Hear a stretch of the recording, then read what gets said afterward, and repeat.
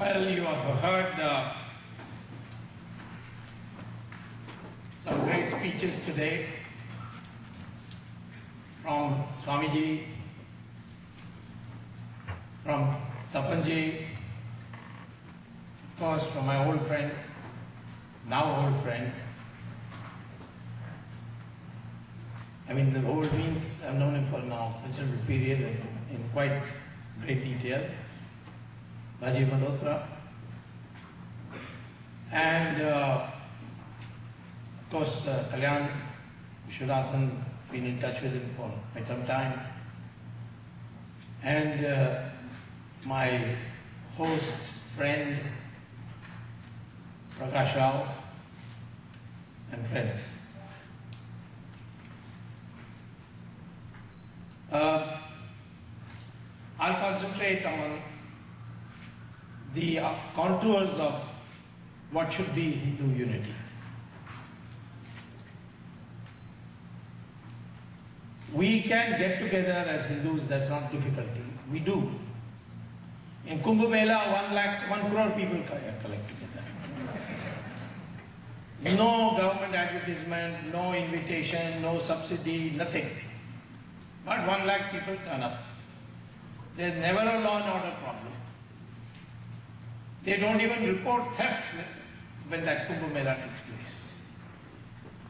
But all the Hindus come there for their personal salvation, not for bonding with other Hindus. We go to the temples for the same reasons, not for being with other Hindus in the temple, but for propositioning the God for something.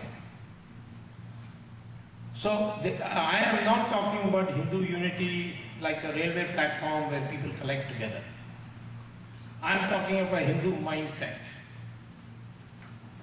You must think like Hindus some part of the time. I'm not saying on a daily basis, for 24 hours a day, you should be only thinking of the Hindu cause. But I'm saying that there are some issues which come up, and there you must bond as Hindus. It's an enormous power. We are, whatever the census results may be, not less than 80%. And if half of that, namely 40%, vote as one, we'll get 2/3 majority in parliament. But we don't vote as one. We at most will vote 15–20% as one, and that too on special occasions. So therefore we have to construct by appealing to the mind of the people, because today the battle is in the mind. It is not the battle of invaders coming with weapons to conquer your country. It is now the invasion of the mind which has to be liberated. And that's why I admire Rajiv Malhotra. He is not a historian, and thank God for that, because he would have been brainwashed by now if he was. He's a man who made a lot of money, one day threw it all away, and went back to the original documentation. He did not take the great names and their views and then recycle them, like most Indian intellectuals do. But he went back to the original. And that's what we need to do to know who we are. Before we can become a corporate Hindu, become of corporate Hindu psychology, we must first know who we are. Some people say, why should Hindu feel secure? There's such a large number, 1.2, nearly 1 billion people. Well, numbers by themselves are not enough. You can have 1,000 goats standing at one place, and one tiger comes, the majority is with the goats. But who will run? The goat will run. They will not run together, they will run helter-skelter. And the tiger will pick which is the juiciest one of them all, and slay it, and eat it up. nor strength is enough. You can have 5 lions in a cage in a circus, one thin ringmaster who tells these lions, get up, climb up on the stool. They'll all climb up on the stool. Each one of them is strong enough to kill that ringmaster inside the cage. But they obey because the mind has been captured from when these lions were pups. Today we Hindus are like that. Partly goat, partly lion of the circus.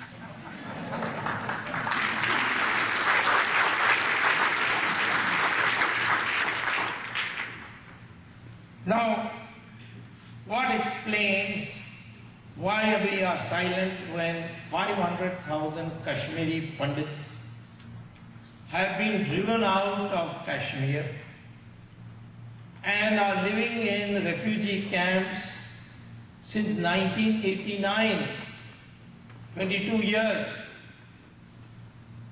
Refugee camp in your own country. I think we have set up a world record. Somebody should send it to the Guinness Book of World Record. Only country where their own people live in a refugee camp in their own country. Nobody talks about it. Governments have come, governments have gone.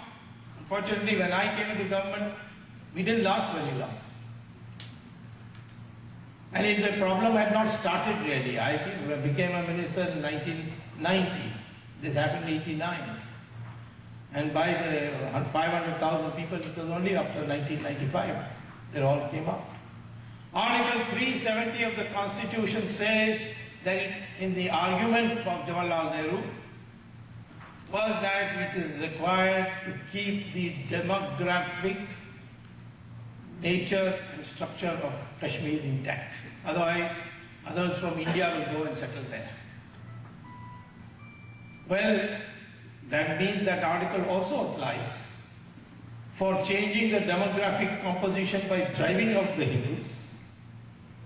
So today I have a right to restore the demographic composition as it existed at the time when Kashmir acceded to India. I can't ask the Kashmiri Pandits to go back, they will be butchered. But I can ask ex-servicemen. We have got 1 crore ex-servicemen, of which half of them are still fighting fit, because our servicemen retire at a very early age of 40, 45. Many of them are bored sitting at home. They are ready to sign up, give them weapons, give them money and say go and settle down in Kashmir. If they send out 500,000, we will send out double that number.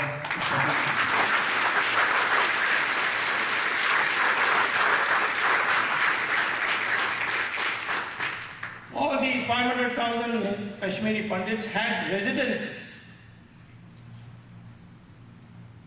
from which they were forcibly driven out.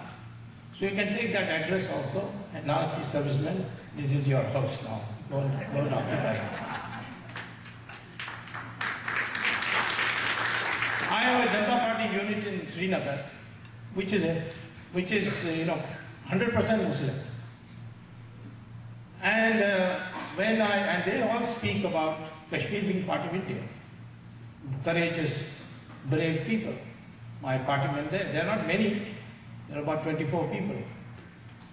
But when I had a meeting with the women of Kashmir, Muslim women, they told me that we don't want to be part of Pakistan.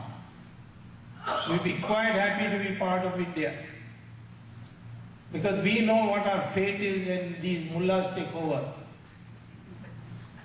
But the propaganda which is being unleashed against us is that the Hindus will never fight, and after much bloodshed they will concede. They conceded Pakistan, they will concede the independence of Kashmir also.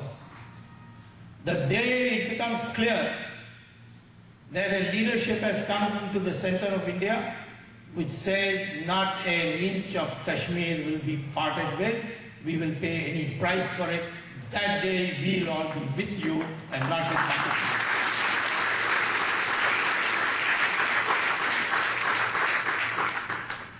Kashmir is whose? It is ours. I don't need any document for it, although I have a document. That document is the instrument of accession. How was Pakistan created? 1947 June. The British Parliament passed a law, because there was no Pakistan at that time. They passed a law saying that because there are Muslims who don't want to live with Hindus under Hindu majority, those Muslims who don't want to live, we will create a separate country for them, and that was to be called Pakistan. And the resolution got passed. They also said, because the British only controlled 2/3 of United India, 1/3 was still under the Rajas, even though they had regions. The British had placed regions there. The Mysore Raja, they had Nizam of Hyderabad, there were about 600 Rajas. And the British declared them as independent countries, including Kashmir.